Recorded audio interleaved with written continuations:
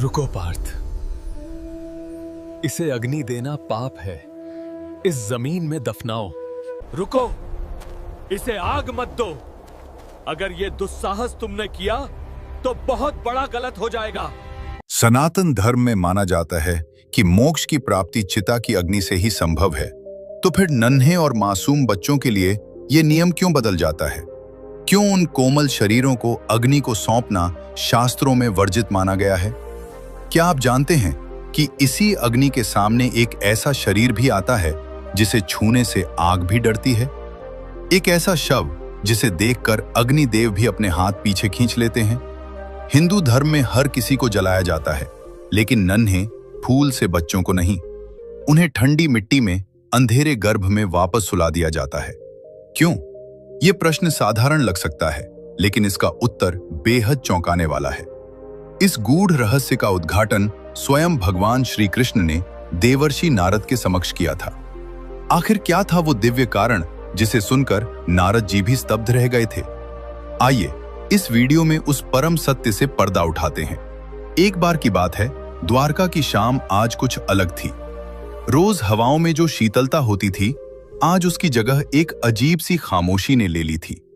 समुद्र की लहरें जो सदैव अपनी गर्जना से तटों को जगाए रखती थीं, वे भी जैसे आज मौन साधकर किसी अनहोनी की प्रतीक्षा कर रही थीं।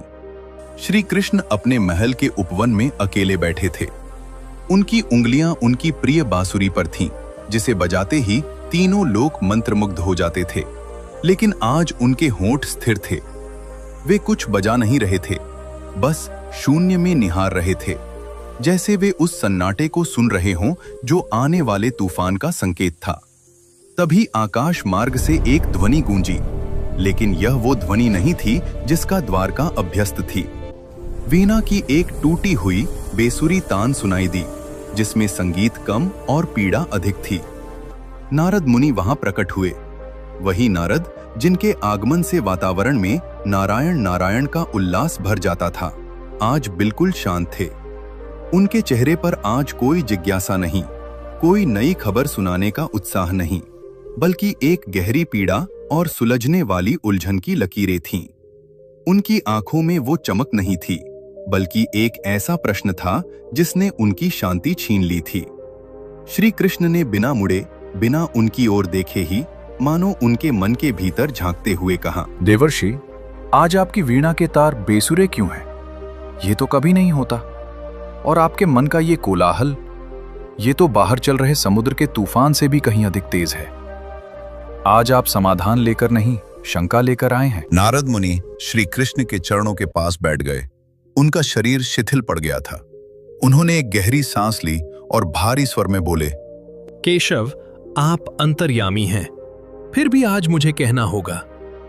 आज मैं मृत्युलोक से, उस धरती से एक ऐसा दृश्य देखकर आ रहा हूं जिसने मेरे समस्त ज्ञान, मेरे सारे तर्कों को चुनौती दे दी है। प्रभु, मैंने वहां मृत्यु के दो रूप देखे। एक तरफ मैंने एक पिता को देखा। उसके बूढ़े पिता की मृत्यु हुई, शरीर जर्जर हो चुका था। उसने पूरे विधि विधान से चिता जलाई। अग्नि ने उस शरीर को भस्म किया, पंच तत्व में विलीन किया, और वहां खड़े सब ने हाथ जोड़कर कहा, इन्हें मुक्ति मिल गई। वो दृश्य संतोषजनक था केशव। नारद का स्वर अचानक कांपने लगा। उनकी आवाज में एक रूह कंपा देने वाली नमी आ गई। लेकिन ठीक उसी समय, उसी शमशान के दूसरे वीरान कोने में मैंने एक बदनसीब मां को देखा। उसकी गोद में उसका 3 वर्ष का मृत बालक था, एक फूल जैसा कोमल शरीर। प्रभु, वो मां अपने बच्चे को अग्नि नहीं दे पाई। लोगों ने कहा, बच्चे को जलाया नहीं जाता। और उस मां की चीखों के बीच उस बच्चे को उस ठंडी अंधेरी मिट्टी में गाड़ दिया गया। नारद ने आवेश में आकर पूछा, क्यों केशव, ये भेद क्यों? क्या उस नन्हे बच्चे को मुक्ति नहीं चाहिए? क्या अग्नि उस पर दया नहीं करती? हम कहते हैं कि अग्नि पावन है, वो सब कुछ शुद्ध करके आत्मा को मुक्त करती है। तो फिर उस मासूम को उस शुद्धि से वंचित क्यों रखा गया? उसे कीड़े मकोड़ों के बीच मिट्टी में क्यों दबाया गया? अगर अग्नि ही मोक्ष का द्वार है तो उस बालक के लिए वो द्वार बंद क्यों था? ये अन्याय नहीं तो और क्या है? श्री कृष्ण धीरे से मुस्कुराए, लेकिन यह मुस्कान विनोद वाली नहीं थी। उनकी आंखों में एक गहरा सागर था जिसमें अनंत करुणा थी। वे बहुत ठहराव के साथ बोले, देवर्षि, जिसे तुम अपनी मानवीय दृष्टि से अन्याय समझ रहे हो, वो वास्तव में सृष्टि का सबसे गूढ़ विज्ञान है, जिसे केवल एक योगी ही समझ सकता है। अग्नि का धर्म है जलाना। वो अशुद्धियों को भस्म करती है, वो संस्कारों और कर्मों के बंधनों को काटती है। लेकिन देवर्षि, अग्नि भी विवश हो जाती है। उसका ताप भी ठंडा पड़ जाता है जब उसके सामने जीवन अपने शुद्धतम निर्दोष रूप में आता है। नारद ने चौंक कर अपनी आंसुओं भरी आंखों से पूछा, विवश? तीनों लोकों को भस्म करने की क्षमता रखने वाले अग्निदेव विवश? ये कैसे संभव है प्रभु? क्या मासूमियत अग्नि से भी बड़ी है? श्री कृष्ण ने उनकी आंखों में सीधे देखते हुए कहा, हाँ देवर्षि, मासूमियत का तेज अग्नि के ताप से कहीं अधिक होता है। तुम्हें यह परम सत्य समझाने के लिए मुझे तुम्हें उस प्राचीन कालखंड में ले जाना होगा जब स्वयं अग्निदेव को प्रकट होकर ऋषियों के सामने अपनी विवशता स्वीकार करनी पड़ी थी। अपने चित्त को शांत करो और ध्यान से सुनो। ये कथा महान ऋषि उग्रतपा की है और उनके पुत्र की उस चिता की जो कभी जली ही नहीं। श्री कृष्ण ने अतीत के पन्नों को पलटते हुए कथा आरंभ की। ये बात सतयुग और त्रेता युग के उस संधि काल की है जब धरती पर मंत्रों की शक्ति आज से कहीं अधिक प्रबल थी। भयानक और रहस्यमयी दंडकारण्य वन के बीचों बीच, जहां विशाल वृक्षों की छांव में दिन में भी रात जैसा अंधेरा रहता था और जहां सूर्य की किरणें भी जमीन को छूने से डरती थीं, वहां ऋषि उग्रतपा का आश्रम था। उग्रतपा, जैसा नाम वैसा ही उनका व्यक्तित्व।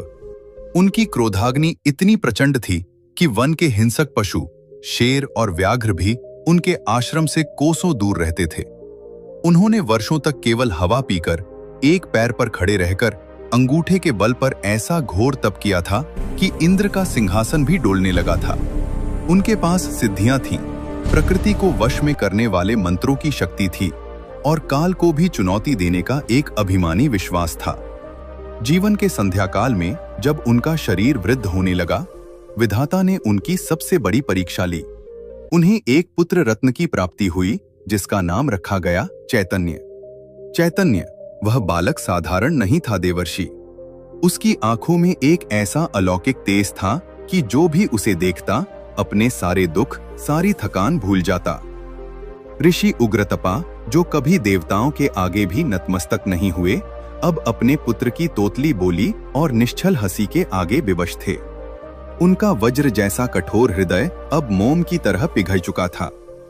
उन्हें अहंकार था कि उनका पुत्र अजर अमर है, क्योंकि वह एक महातपस्वी की संतान है जिस पर मृत्यु की छाया भी नहीं पड़ सकती। लेकिन नियति किसी के अहंकार को नहीं बख्शती। जब चैतन्य मात्र 3 वर्ष का हुआ, एक अमावस की रात अचानक आश्रम का वातावरण बदल गया। हवाएं चीखने लगीं, सूखे पत्ते बवंडर बनकर नाचने लगे, आश्रम की गायें भय से रंभाने लगीं। चैतन्य, जो शाम तक आंगन में खेल रहा था, अचानक मूर्छित होकर गिर पड़ा। उसका शरीर बर्फ की सिल्ली जैसा ठंडा पड़ने लगा, लेकिन उसका माथा अग्नि की तरह तप रहा था। ऋषि उग्रतपा घबरा गए। उन्होंने अपनी सारी सिद्धियां, सारा संचित ज्ञान दांव पर लगा दिया। उन्होंने महामृत्युंजय मंत्र का ऐसा जाप किया जिसका नाद पूरे दंडकारण्य वन में गूंज उठा। उन्होंने पाताल और आकाश से दुर्लभ जड़ी बूटियां मंगवाईं, उन्हें पीसकर बालक के कंठ में डाला। लेकिन उस रात मंत्र शक्तिहीन हो गए थे, औषधियां मिट्टी बन गई थीं। ऐसा लग रहा था मानो स्वयं यमराज अदृश्य रूप में आश्रम के द्वार पर खड़े हों और ऋषि की हर कोशिश का मौन उपहास कर रहे हों। ब्रह्म मुहूर्त से ठीक पहले, जब भोर का तारा निकलने ही वाला था, चैतन्य की सांसें थम गई। एक गहरी हिचकी और फिर सब शांत। वो नन्हा सा फूल खिलने से पहले ही मुरझा गया। ऋषि उग्रतपा का विलाप पहले शोक में और फिर भीषण क्रोध में बदल गया। उन्होंने आसमान की ओर मुट्ठियां भींचकर दहाड़ा, मैंने जीवन भर धर्म निभाया, कठोर तप किया और मुझे ये फल मिला। मैं अपने पुत्र को साधारण मृत्यु नहीं मरने दूंगा, मैं उसे मोक्ष दिलाऊंगा, ऐसा परम मोक्ष जो देवताओं को भी दुर्लभ हो। ऋषि ने संकल्प लिया कि वे अपने पुत्र का अंतिम संस्कार साधारण लकड़ियों से नहीं बल्कि विशिष्ट मलयगिरी चंदन और देवकाष्ठ से करेंगे। शमशान घाट पर एक विशाल चिता सजाई गई। ऋषि ने उसमें इतना शुद्ध घी डाला कि उसकी सुगंध से पूरा वन महक उठा, मानो कोई यज्ञ हो रहा हो। ऋषि उग्रतपा ने कांपते हाथों में जलती हुई मशाल ली। उनकी आंखें लाल थीं, आंसुओं और क्रोध के मिश्रण से दहक रही थीं। उन्होंने मंत्र उच्चारे, हे अग्नि, हे पावक, इस शरीर को ग्रहण करो, इसे पंच तत्वों में विलीन करो और परम गति प्रदान करो। ऋषि ने पूरे वेग से मशाल चिता में डाली। सूखी लकड़ियां घी से लथपथ। नियम के अनुसार उन्हें बारूद की तरह भभक कर जल उठना चाहिए था। लपटें उठी भी। उन्होंने लकड़ियों को अपनी आगोश में लिया। नृत्य करती हुई लपटें ऊपर चढ़ी। लेकिन देवर्षि, वहां एक चमत्कार हुआ। जैसे ही वे लपटें बालक चैतन्य के कोमल शरीर की ओर बढ़ीं, वे बुझ गईं। जैसे वे लपटें उस शरीर को छूने से डर रही हों, जैसे किसी ने अदृश्य फूंक मारकर उन्हें बुझा दिया हो। ऋषि हैरान रह गए। उन्होंने सोचा शायद हवा तेज है।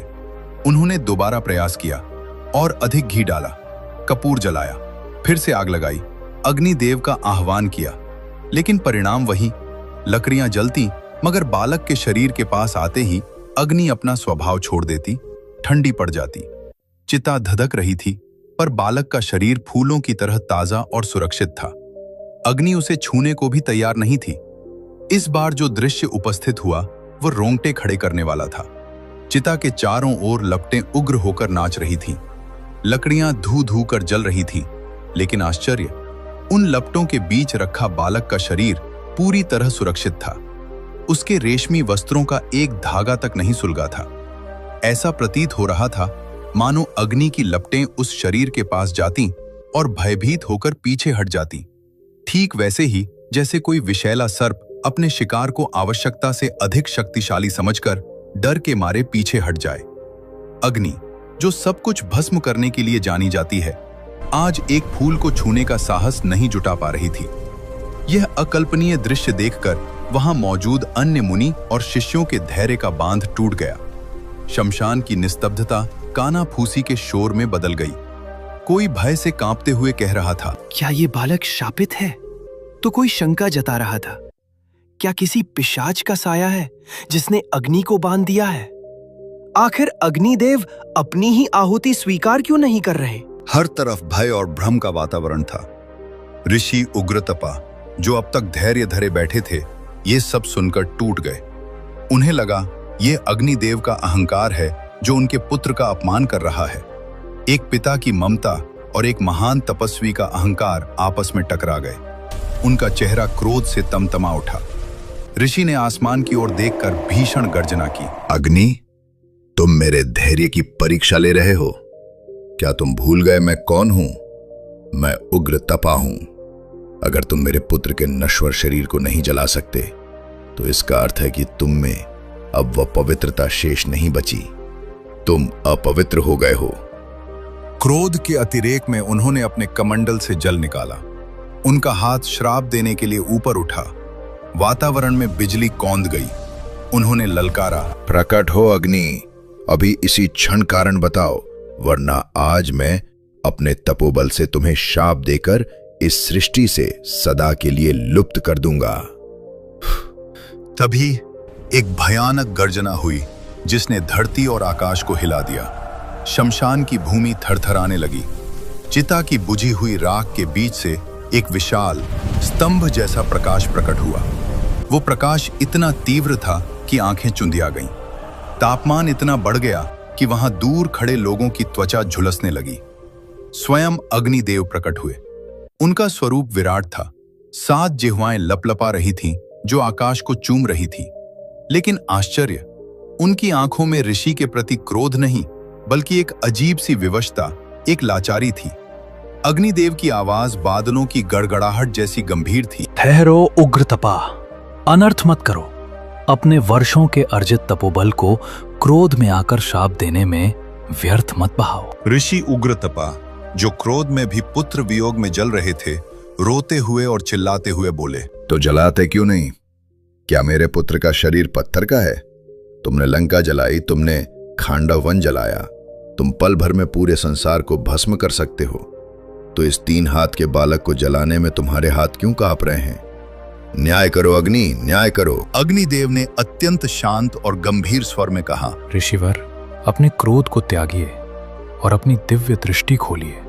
देखिए सत्य क्या है। मैं दाहक हूं, मैं जलाता हूं, लेकिन मैं क्या जलाता हूं? मैं शरीर को नहीं जलाता, मैं उस गंदगी को जलाता हूं जो आत्मा के ऊपर परतों की तरह चढ़ी होती है। अग्निदेव ने सृष्टि का नियम समझाते हुए आगे कहा, ऋषिवर, जब कोई मनुष्य जीवन जीता है तो वो कर्म करता है। वो झूठ बोलता है, छल करता है, वासना में डूबता है, क्रोध करता है, प्रेम और घृणा के अदृश्य बंधन बनाता है। ये सब संस्कार बनकर उसके शरीर के पोर पोर में, उसकी हड्डियों में बस जाते हैं। उसका शरीर इन विकारों से कठोर और अशुद्ध हो जाता है। मृत्यु के बाद आत्मा उस अशुद्ध शरीर को छोड़ना नहीं चाहती, क्योंकि उसे उससे मोह होता है। तब मुझे, अग्नि को, उस मोह के बंधन को तोड़ने के लिए उस अशुद्ध शरीर को जबरन जलाकर नष्ट करना पड़ता है। दाह संस्कार शरीर को मिटाना नहीं, बल्कि ये एक युद्ध है ऋषिवर, उस अशुद्धि के खिलाफ जो आत्मा को मुक्त नहीं होने देती। फिर अग्निदेव ने उस मृत बालक की ओर इशारा किया और पहली बार देवताओं के चेहरे पर एक नमन का भाव आया। वे बोले, परंतु इसे देखिए ऋषिवर, अपनी दिव्य दृष्टि से इसके मस्तक को पढ़िए। इस नन्ही जान ने अभी जीवन देखा ही कहाँ है। इसके मन में न मैं का अहंकार है, न तू का द्वेष। इसने न कभी झूठ बोला, न कभी किसी का बुरा चाहा। इसकी आत्मा पर कर्मों की, पाप या पुण्य की कोई परत नहीं है। ऋषिवर, ये शरीर नहीं है, ये तो जमी हुई ओस की बूंद है। ये साक्षात ईश्वर का ही विशुद्ध रूप है। अग्निदेव का स्वर अब विनम्र और प्रार्थनापूर्ण हो गया। मैं अशुद्धि को जला सकता हूं, पवित्रता को नहीं। जो पहले से ही कुंदन है, उसे आग में डालकर मैं क्या शुद्ध करूंगा? यदि मैंने इसे जलाने का प्रयास भी किया तो यह ब्रह्म हत्या के समान महापाप होगा। ऋषिवर, समझिए, यह कच्चा घड़ा है। एक कुम्हार पके हुए घड़े को तोड़ सकता है, लेकिन कच्चे घड़े को आग में नहीं पकाया जाता, ना ही तोड़ा जाता है। अगर कच्चा घड़ा खंडित हो जाए तो उसे फेंका नहीं जाता, उसे वापस गीली मिट्टी में मिला दिया जाता है, ताकि कुम्हार उसे फिर से नए रूप में कर सके।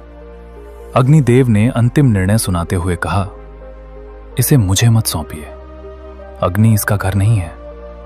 इसे उसकी गोद में दीजिए जो इसकी असली मां है, धरती मां। इसे बीज की तरह बो दीजिए। अगर आप बीज को जला देंगे तो वो राख बन जाएगा, लेकिन यदि आप उसे धरती में बोएंगे तो वो विश्राम करेगा, अपनी जड़ों को पुनः प्राप्त करेगा और एक दिन फिर से नए जीवन के रूप में खिल उठेगा। अग्निदेव के ये वचन सुनकर ऋषि उग्रतपा का शरीर कांप उठा। उनके हाथ से वो कमंडल छूटकर गिर गया जिससे वे अभी श्राप देने वाले थे। उनका सारा क्रोध आंसुओं के सैलाब में बह गया। उन्हें अपनी भूल का एहसास हुआ। वे अपने अहंकार में मोक्ष की जिद कर रहे थे, जबकि उनका पुत्र तो पुनर्जन्म की यात्रा पर था। वो अभी जीवन की कक्षा से उत्तीर्ण नहीं हुआ था। उसे तो बस अगली कक्षा में प्रवेश चाहिए था। उसे मुक्ति नहीं, नया अवसर चाहिए था। ऋषि ने कांपते हाथों से चिता बुझा दी। उन्होंने अपने पुत्र के शव को अपनी गोद में उठाया, ठीक वैसे ही जैसे उसके जन्म के समय पहली बार उठाया था। वे उसे लेकर वन के सबसे शांत और पवित्र कोने में गए। वहां उन्होंने धरती में अपने हाथों से एक गड्ढा खोदा। उसे कब्र नहीं कहा जा सकता था, वो तो एक पालना था। ऋषि ने बालक को उसमें लिटाया, उसके माथे को अंतिम बार चूमा। उस पर मिट्टी डालते समय ऋषि को लगा कि वे अपने बेटे को दफना नहीं रहे, बल्कि एक अनमोल बीज को सुरक्षित रख रहे हैं। उन्होंने प्रकृति की धरोहर को प्रकृति को ही लौटा दिया। श्री कृष्ण ने कहानी समाप्त करते हुए एक गहरी दीर्घ सांस ली। उनकी दृष्टि अब नारद पर नहीं, बल्कि क्षितिज के पार थी, मानो वे उस सनातन सत्य को देख रहे हों। उनकी आवाज अब केवल एक मित्र की नहीं, बल्कि उस जगत गुरु की थी जो आत्मा के रहस्यों को खोलता है। वे बोले, नारद, इसीलिए हमारे सनातन धर्म के विधान में दो ही प्राणियों को अग्नि में नहीं तपाया जाता, एक परम सन्यासी और दूसरा अबोध शिशु। और इन दोनों के पीछे का विज्ञान बहुत गहरा है। श्री कृष्ण ने अपनी बात को विस्तार देते हुए कहा, सन्यासी जो जीवित रहते हुए ही अपनी काया को तपा चुका होता है। देवर्षि, जब कोई सन्यास लेता है तो वह विरजा होम करता है। वह अपने जनेऊ को, अपने कुल को, अपने नाम को और अपने अहंकार को अपनी ही तपस्या की अग्नि में आहुति दे देता है। उसका शरीर अब केवल हाड़ मांस का ढांचा नहीं रहता, वह एक मंदिर बन जाता है जिसमें ईश्वर का वास होता है। और नारद, मंदिरों को जलाया नहीं जाता, उन्हें भू समाधि दी जाती है ताकि उनका पवित्र शरीर धरती में मिलकर उसे भी तीर्थ बना दे। कृष्ण थोड़ा रुके, उनकी आंखों में वात्सल्य भर आया। और दूसरी ओर है वह शिशु जो अभी धरती पर आया ही था। वह एक अतिथि की तरह था जो अपना सामान यानी अपने कर्म लाना भूल गया था, जिसने अभी कर्मों का खाता खोला ही नहीं, जिसने न राग किया, न द्वेष, न किसी का दिल दुखाया, न किसी पर अधिकार जमाया। उसका शरीर तो उस मिट्टी के लौंदे जैसा है जिस पर अभी दुनिया की कोई छाप नहीं पड़ी। उसे अग्नि में जलाना उस संभावना को नष्ट करना है जो भविष्य में फिर से खिल सकती है। श्री कृष्ण ने नारद के कंधे पर हाथ रखते हुए अंतिम सत्य कहा, अग्नि केवल उसे जलाती है जिसमें मैं का ईंधन होता है, लेकिन सन्यासी का मैं मर चुका होता है और बच्चे का मैं अभी जन्मा ही नहीं होता। ये दोनों ही निर्दोष हैं, ये दोनों ही अग्नि परीक्षा से परे हैं। इन्हें अग्नि की दाह नहीं, धरती की गोद चाहिए। धरती जो मां है, जो सन्यासी को अपने भीतर समेटकर विश्राम देती है और शिशु को अपने गर्भ में लेकर फिर से एक नए जीवन के लिए तैयार करती है। नारद मुनि जो कथा के आरंभ में प्रश्न लेकर आए थे, अब उनकी आंखों से अविरल अश्रु बह रहे थे। उनका हृदय भर आया था। उनकी जिज्ञासा अब भक्ति और ज्ञान में बदल चुकी थी। उन्होंने हाथ जोड़कर मस्तक झुकाकर कहा, हे केशव, आज मेरे नेत्र खुल गए। आज समझ आया कि शमशान में वो मां क्यों नहीं रो रही थी जब उसके बच्चे को दफनाया जा रहा था। शायद उसकी ममता जानती थी कि अग्नि उसके फूल को जला नहीं सकती। उसे भी पता था कि उसका बच्चा मरा नहीं है, बस मां धरती की गोद में सोने गया है फिर से जागने के लिए। और दोस्तों, इस तरह वो रहस्य सुलझ गया। तो अगली बार जब आप किसी नन्हे फरिश्ते को धरती की गोद में जाते देखें तो शोक न करें, बल्कि यह याद रखें कि अग्नि केवल उसे जलाती है जिसमें अहंकार का ईंधन होता है। मासूमियत तो आग से भी ज्यादा पावन होती है, जिसे स्वयं अग्नि भी नमन करती है।